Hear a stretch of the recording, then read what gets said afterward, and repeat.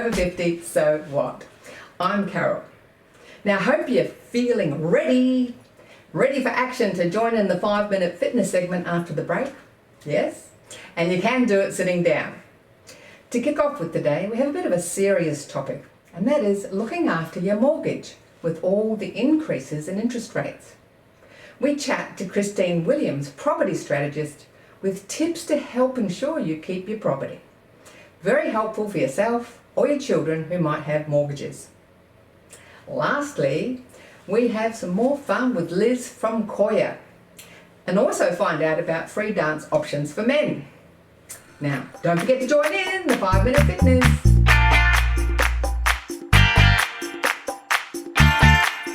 This is Living Life, and today we're chatting with Christine.Williams, leading property strategist. Christine is known as the go-to girl, and she's one of 2 women voted in the top 10 property specialists in Australia.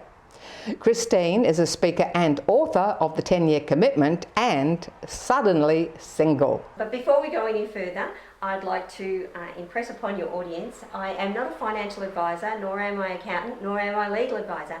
I am a qualified property strategist. Hi Christine, welcome to Over 50, So What? Well, thank you very much for having me, Carol. I'm really looking forward to this. So people are a bit panicking at the moment because there's been like 10 interest rate hikes, and we'll kick off today to discuss what's happening in the property market generally. If you can give us an overview from your perspective. My own property portfolio is on the eastern seaboard of Australia, so Victoria, New South Wales, ACT and Queensland. And I can assure you that every state is very different.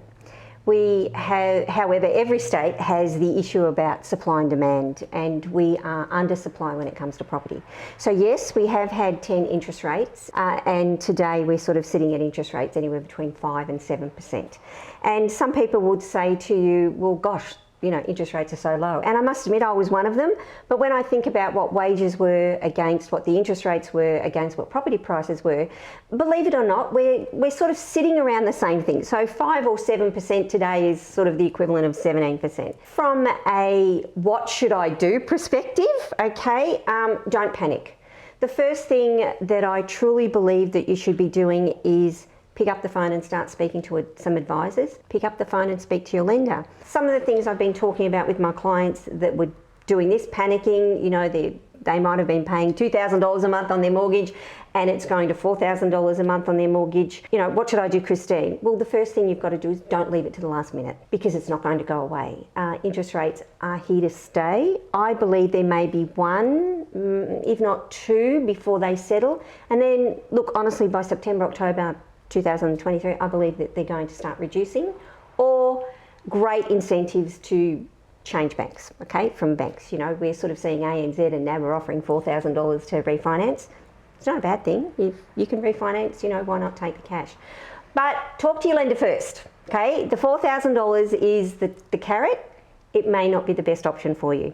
Find out what you're paying today, when is your fixed rate going to finish, and what in today's world, if the interest rate is 5.38 or 6.2, what would my new repayments be? If you have some extra spare cash, you may or may not, but start incrementally paying more today. What it does, it actually puts you in advance, so that when you do come out of your fixed rate, you will be in advance. And it gives you perhaps another 2, 3, 4, maybe 6 months time to really catch up, because you've started to pay in advance now. Do speak to your lender about penalties if you overpay within your fixed term. I was speaking to my daughter yesterday, and she knows she's coming out of a fixed rate, and we've had this conversation. She also picked up the phone and said, what will my rate be? And they gave her a rate, and then she come back and talked to me, Mum, this is what my rate's going to be. And I go, okay, let's go back and call them again this afternoon and get a better rate. We went back on the phone, waited an hour and a half, but that was okay, the music was fine, and she actually got another 0.9% off the standard variable when she comes out of fixed. People just pick up the phone and ask the question. It will take time out of your day, but it will save you tens and tens and tens of thousands of dollars. So don't panic, find out exactly what the new repayments are likely to be and what the interest rate's likely to be when it comes off. And then what other steps should you take? Well, the step is once we know what it's going to be, and of course if it's going to double, it's a lot of money. Please don't think I'm pretending it's not going to be a lot of money. But once you know what that mortgage repayment is going to be, you then look at your household income coming in, expenses going out, and it's time to do that big B word, budget. But that's the first part. The second part is this your owner-occupier home?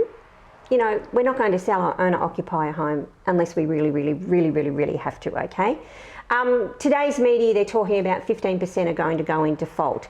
Default doesn't mean there's going to be an excess of properties that are going to be really cheap. It's not going to happen that way. Banks in Australia have an obligation to work through you.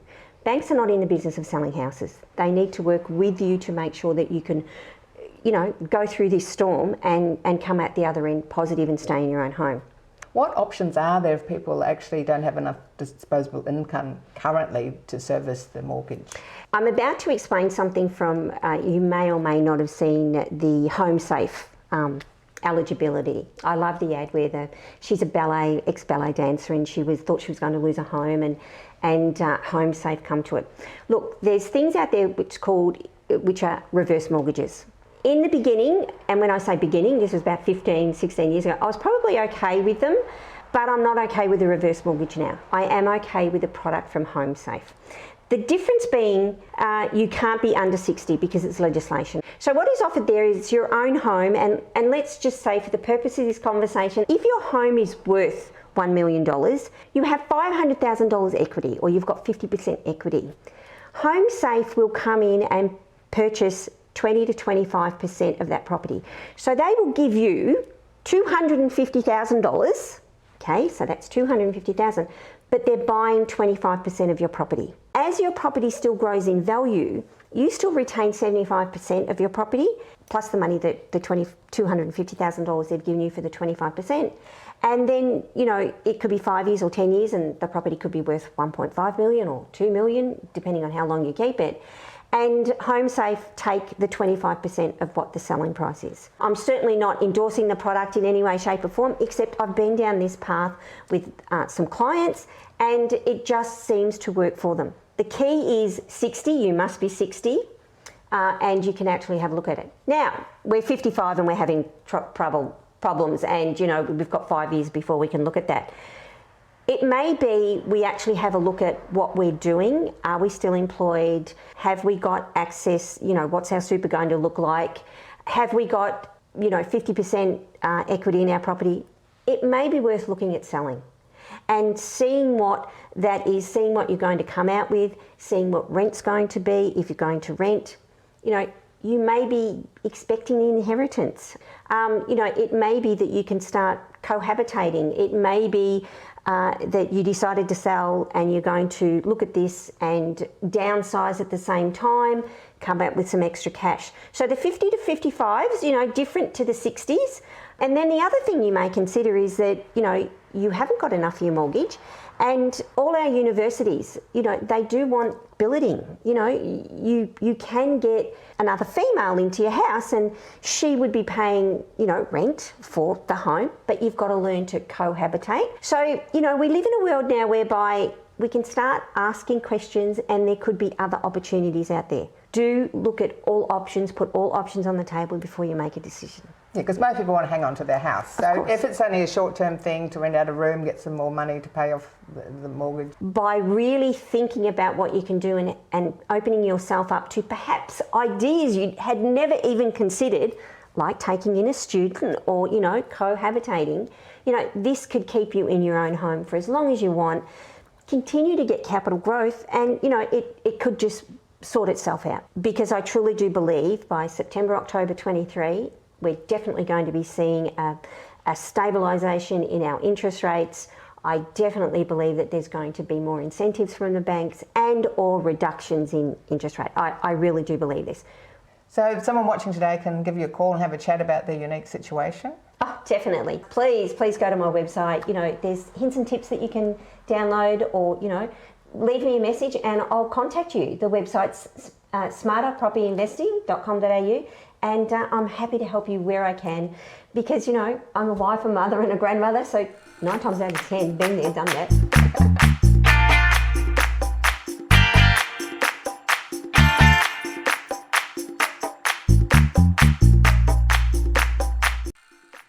Thanks for watching our TV show.